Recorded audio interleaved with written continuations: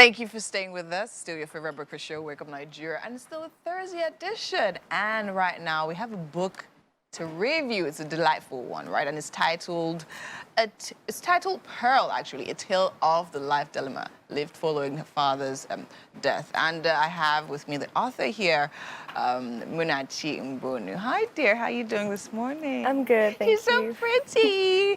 I look forward, or like I'm trying to live back to days where my skin was so flawless. So this literally has a really lovely cover. Thank and all you. of that. Now, tell me, why at 16 are you writing a book? Okay, I actually started writing at the age of 7. Ha! It started off as a hobby. Gloat is allowed. Yeah, I usually used to write like really short stories on my laptop when my mom got me a laptop. And then it kept piling up, and one day I was like, okay, let me actually extend these stories. Oh, nice. Yeah, so I showed my mom, and then she was like, okay, you're really good at writing. Like, I can see the plot, I can see where this is going. Why not finish it? Yeah. And then at the age of 10, I was able to publish my first 2 books. Oh, nice. Tell me about them. Okay, Chidubem and Conceal, those are the first 2 ones. Chidubem was inspired by a real life story, my cousins that came to Lagos for the first time and everything. So it's kind of like a comic book. Yeah, then Concealed is just like one of these high school drama kind of book, yeah. Okay, but so that's happening in school, so that's where you pull your inspiration. So you literally pull inspiration from things happening around you. Yeah. All right, so now in my hands, I'm holding Pearl. Okay. Now tell me, what is Pearl about? I think something lovely I love about is the fact that you actually use precious stones as the content, titles. I think it's beautiful. So tell me about Pearl. Okay, so unlike the other 3 books I've written that were meant to be enjoyed by everyone, first of all, this book has an age rating of 13 because of the topics that are considered sensitive by society. Yeah. This book talks about the importance of mental health and gives people the courage to seek help if they need. Yeah. Okay, so now talking about the importance of mental health. Where did that come from? Why did you decide to write about mental health? All right, so I started writing this book about almost 2 years ago when I heard this story. Is a real life experience from someone I know. Okay. Yeah, she was going through something that a lot of people probably are going through in the world right now, and I decided, okay, let me try and put out her story. Yeah. This isn't exactly what she's going through, so but I kind of tweaked some stuff. Related, yes. Yeah, yes. But this is basically what she's going through, and I feel like a lot of people will be able to relate with this and see that they're not alone. Yeah, so when you hear a story and you're trying to put it out together in the book, how do you flesh it up? What research? What do you go through? Do you speak to the person? Do you read on your own? Do you just imagine things and put them all down?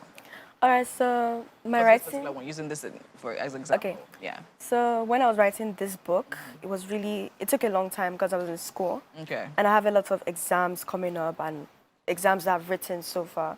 So I didn't exactly have a lot of time to do research and everything. At a point I was like, okay, I'm writing a mental health book. I haven't exactly gone through what she's gone through. Yes. And I wanted to be really relatable, so I did a lot of research on Google, but then it was really surface information, the ones that people usually hear about and everything. And I was like, okay, I went to meet the person. I had a chat with her actually. Okay. She was fine with me putting this out and everything. Yes. So that was that was the major thing that really inspired this book and everything. Yeah. Okay, great. So now let's talk about the chapters. Now let me pick my favorite precious stone. Let me see. Moonstone. Tell me about the chapter Moonstone. And why? No, before you go there, tell me, why did you decide to actually title after precious stones? Okay, so I feel like it's a symbolism. Okay. And pearl alone, it's a beautiful stone and everything. Because the character, I don't really want to spoil anything, but the character, everyone sees her as this beautiful inspiration. She's wonderful, or when you lay eyes on her at first. But then pearls come from oysters, and oysters aren't really attractive and everything. Yeah, so I think that's where she's coming. That's where the inspiration came from, because she didn't really come from a glamorous background and everything. Yeah, and then the chapters, I decided let me make it fun, because I don't want it to be chapter 1, chapter 2, chapter 3. Yes. So I was like, okay, pearl, what like stuff that relates with pearls, like gemstones. I was like, okay, that's fine. All right, amazing. So let's not go into the book. Let's not spoil anything, as you said, right? But I love the fact that, I mean, at this young age, you're literally doing something like this, and it seems like you have your thoughts together. You know what you're doing. I think that's beautiful, and I love the fact that you're actually tapping into like your creativity. I mean, the cover, it looks gorgeous. The chapter, the content, and all of that. So now let's talk about you balancing things out. So you spoke about having exams while you're writing a book, and I've tried writing 2 books. I haven't finished. Like, I literally just write and I just can't, right? So how do you manage to balance that out? Okay, so first of all, I had to learn discipline and goal setting. Yeah, because as like a student, you're easily carried away with your books. You can say, oh, you have the excuse to be like, oh, I'm studying, I have exams, this and that and everything. Yeah. But then actually you have to like set your mind to actually do that thing. Okay, so you like have to plan out your day. I usually plan out my day. Sometimes I don't write. Sometimes my day is just free, I rest and everything. But most of the time, I'm like, okay, I'll study this, I'll do this, and then maybe I'll write a chapter or 2, or maybe a short story, like just to keep me busy and everything. And usually inspiration comes from that. Because let's say I write like a short piece the other day, I'm like, okay, I can work on this. I can add this to this.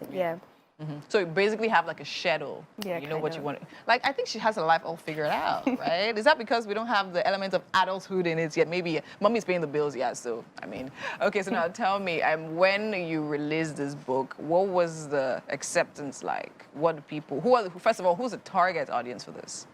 Okay. So this is targeted on our generation, especially the youth. Your generation? Because well, it's meant for everyone, but then it's mostly targeted for this generation because the setting is literally like. But do they read though?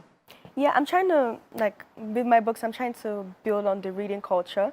So I'm writing things that are relatable to a lot of people, especially around my age. So, like, they can relate with it and, you know, keep reading and everything. So, and probably inspire someone to maybe do the same. Have your friends actually read this book? Yeah, they have. What's their review like? They loved it. They were like, okay, this is different from the other books you've written. Like, there are lots of, like, a few serious issues and then moral, like, real-life moral lessons and everything, And they aren't like the same age as her, so like they can tell like, okay, I won't do this when I'm like when you're at that point. So it's also even very instructive as well, and it helps guide them through that part of life. I think that's really, really brilliant, and I definitely love it, and I love the fact that your mom is literally like really supportive. Yeah, she's my #1 fan. You're your #1 fan, and mommy's right here in the studio, looking pretty. I mean, I love this. So now, what's next with this? Do you have another paper you're working on right now? What are you looking at future-wise? Actually, at the same day I published this book, I launched a website. Okay. All you need to do is just go to mboni.com on like any browser, sign up. It's totally free. It's really accessible. There are lots of free stories there and everything. Yeah, so I will be. What's the website about? Okay, so the website has lots of stories, but like with different age groups. Yeah, so you can like read, you fall into any category. Yes, there's teens, there's adults, there's also folk tales told by Joke Silva. Yes, so anyone abroad like can go to the website and like, you know, learn about Nigerian culture and everything. Amazing. Yes, so I think I'll be working more on the website because it's really new. I'm going to be putting more stories, maybe collaborate with other people. Yeah, I'm in my last year of school. I'm in year 12. Oh, nice. Yeah, so I have exams and mock exams to like focus on. But grateful, hopefully, by the grace of God, I'm able to do another book. Amazing. Definitely, I'm sure you're going to live a really long life, and you definitely are going to drop more and more books. Thank you so much. Thank you so much for having me. I mean, it was amazing and pleasant having you.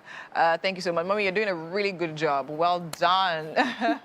All right, and that's it on this part of things right here. But I have Mike in my kitchen. I wonder what he's doing.